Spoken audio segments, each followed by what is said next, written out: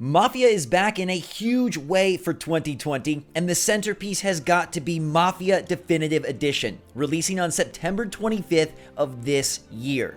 Today, we're here with studio head and creative director Hayden Blackman to take a deep dive into what makes Mafia Definitive Edition so special.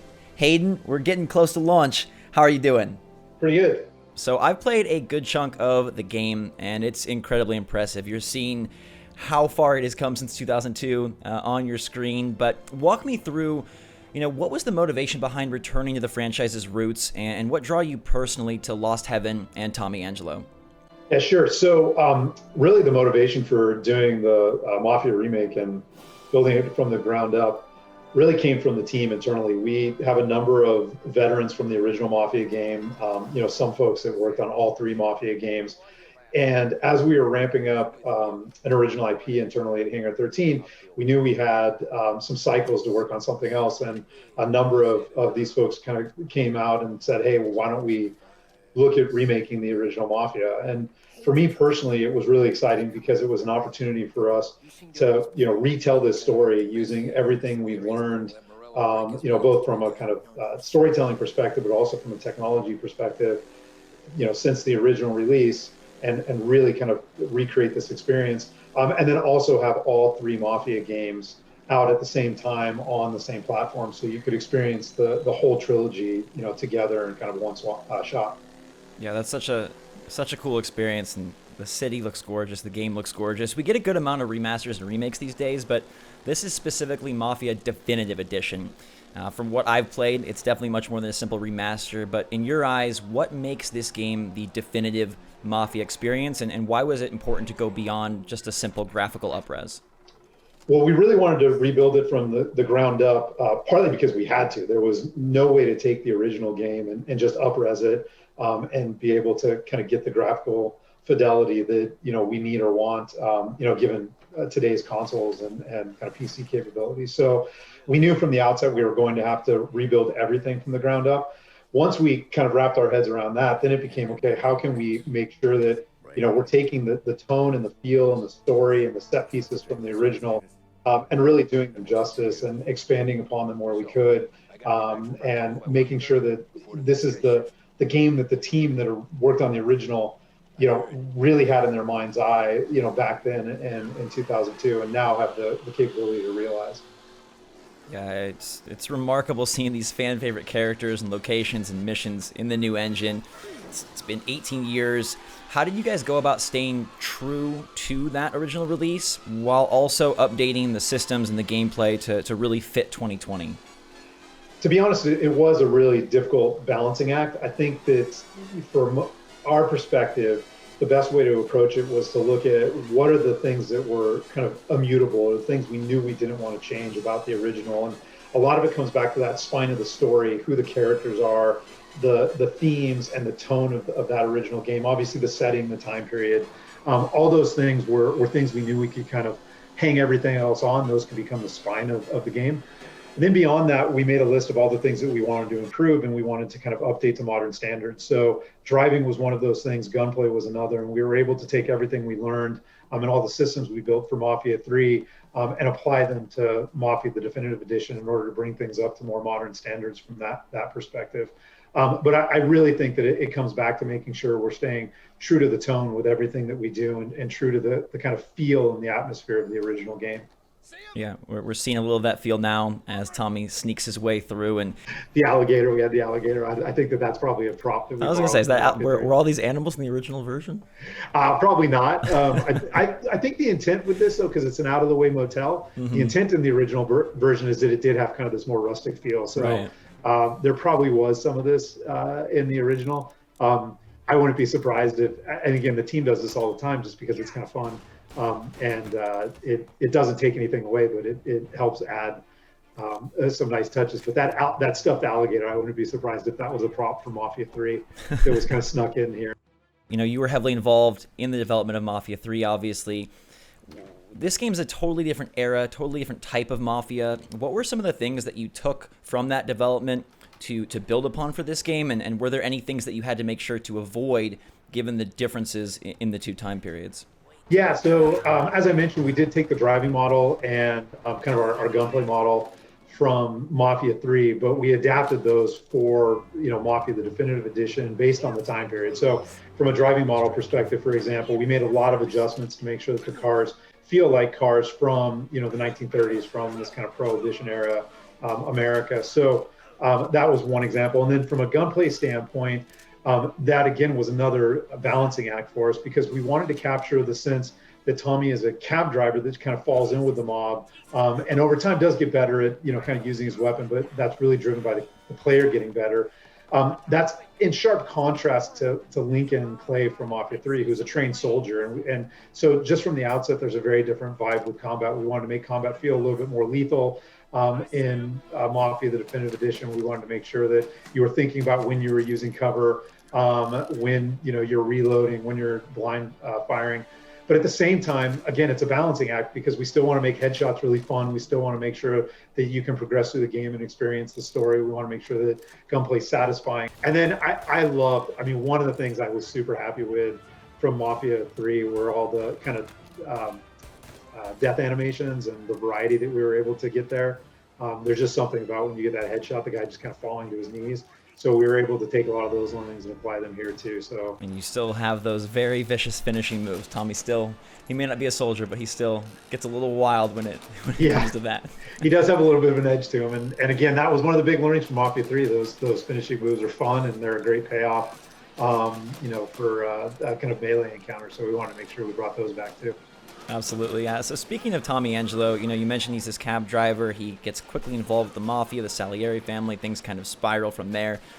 To you, what makes Tommy a great mobster, and why is his tale so relatable and compelling?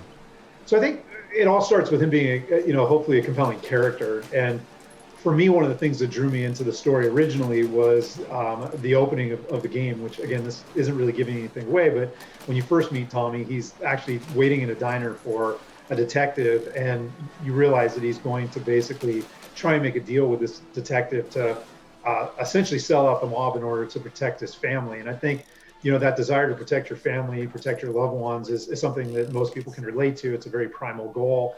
But Tommy's torn about it, because he knows what it means in terms of kind of betraying the mob. So I think from the outset, again, he's a relatable character. You can kind of understand him. Here, we can kind of see a moment of Tommy talking with Norman. And then from there, we kind of flash back, and you see Tommy kind of almost falling in with the mob by accident, and he gets kind of enticed by the mob, and he gets drawn in by kind of these two guys that become his best friends, and by Salieri, the crime boss, who is more like a paternal figure, at least initially, than your traditional, I'm going to crack everybody's skulls with a baseball bat mob boss. So, which I think, again, is kind of relatable. We all want to kind of live that good life, and it would be fun to hang out with your friends and, play around on the edges of kind of the law. But Tommy realizes, as things progress, that there is a dark side to this, and that, he may be in over his head, which I also think is relatable and is a compelling story.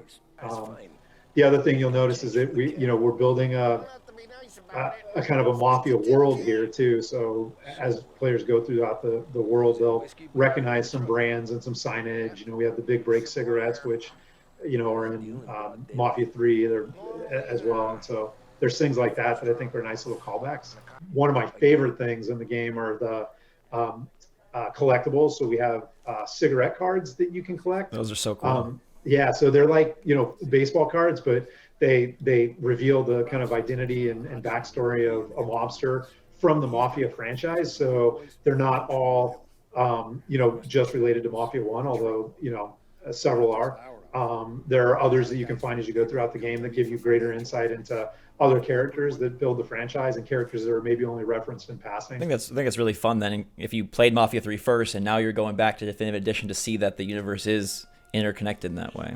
Yeah, it's all cohesive, and there's characters that, again, we reference in Mafia 3 that were originally referenced in Mafia 1 or 2, and then they kind of get called back again, and then new characters now that we created in Mafia 3 that we can actually reference now in Mafia 1 because we're remaking it. So right.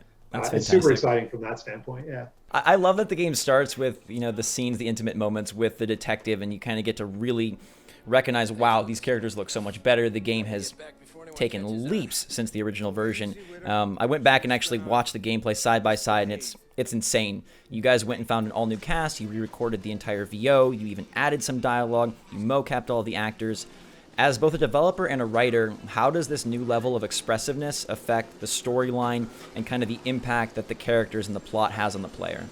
Well, I think it's incredibly liberating as a developer. I mean, we're able to basically tell the story with more nuance than maybe we could in the past. We're able to convey things, without using dialogue. You can use a look or a gesture or body language to convey something. We can do a lot more with subtext. The characters don't always have to say what they mean. They can say something, but again, through the tone of voice or through their expression, you get kind of a sense that maybe, they're not saying the whole truth, or you have to read between the lines a little bit.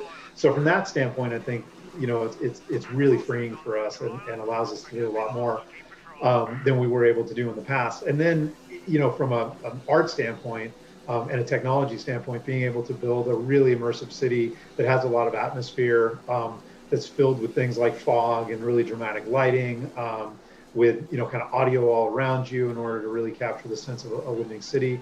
I think is also one way we can kind of tell the story of the player's experience. And then lastly, the original obviously had a ton of memorable moments, and all of those are delivered on again here. But one of our big mantras and big marching orders for the team was every mission needed a big kind of memorable set piece. That doesn't mean a big over-the-top moment necessarily, but something that you take away from every mission that you're never going to forget.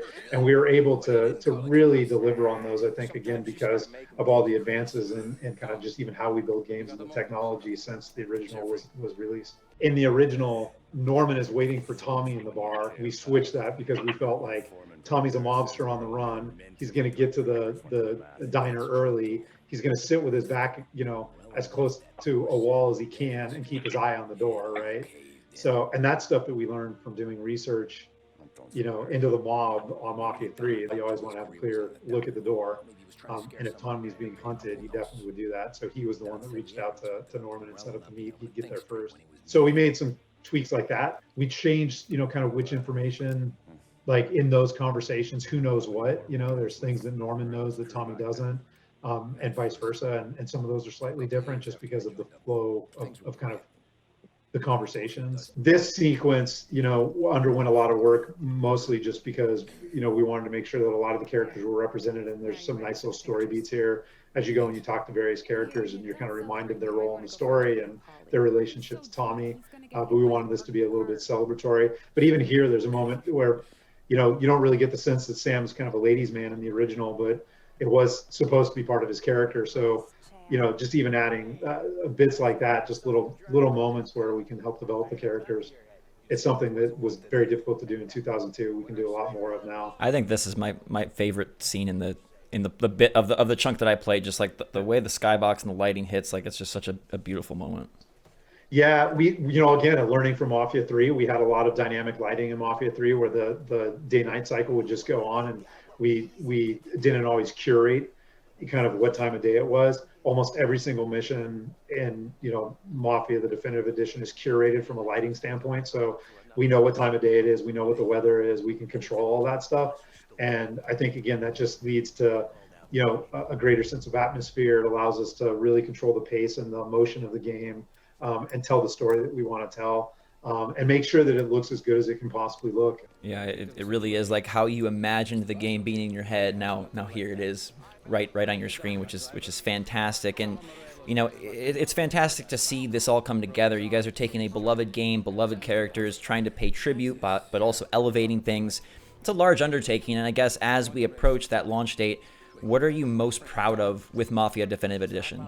Well, so first I would say it's not, from my perspective, it wasn't just a large undertaking. It was also one that had a lot of responsibility attached to it. There was a sense of responsibility that we had to the members of the original team that are still, members of Hangar 13, to make sure that we were allowing them to do this justice, but also, to the fans, right? I mean, the fans of the Mafia franchise are very passionate. They're very vocal, and we appreciate that. And we know that, we're taking this beloved game and we're remaking it. We want to make sure that we do it justice. So that that I think was kind of top of mind for us all along. In terms of where I'm most proud, I'm extremely proud that the team was able to finish the game in the midst of a global pandemic. You know, we moved to a work from home structure back in March, and at that time, we didn't have most of our facial animation in the game. There were missions that were still incomplete. There were set pieces that were still being worked on. There were chunks of the city that hadn't been arted up yet. There were huge swaths of sound that hadn't been added. You know, the cinematics hadn't been scored yet. I mean, there was just a tremendous amount of work. The localization, all the translations hadn't been done. Just a huge amount of work that had to be done between March and where we're at today. And despite most of the team working from home and, you know, dealing with all the challenges of working from home during a pandemic and juggling family commitments and work, the team really came through. And I'm amazed every day by what they were able to accomplish. And then the fact that we were able to stay true to the, you know, I believe the tone and the themes of the original game. I think that really comes through. So I'm proud of that. And I'm proud of all the little touches and details we've been able to add. I think that there's, you know, more to Polly as a character in the definitive edition than maybe came through in the original. And I'm proud of that. There's more to Sarah as a character than maybe came through in the original. There's a little bit more nuance to the war between the Salieri crime family and the Morello crime family. And again, a lot of that is because we're able to tell the story with more detail and more nuance than they were, you know, back in 2002.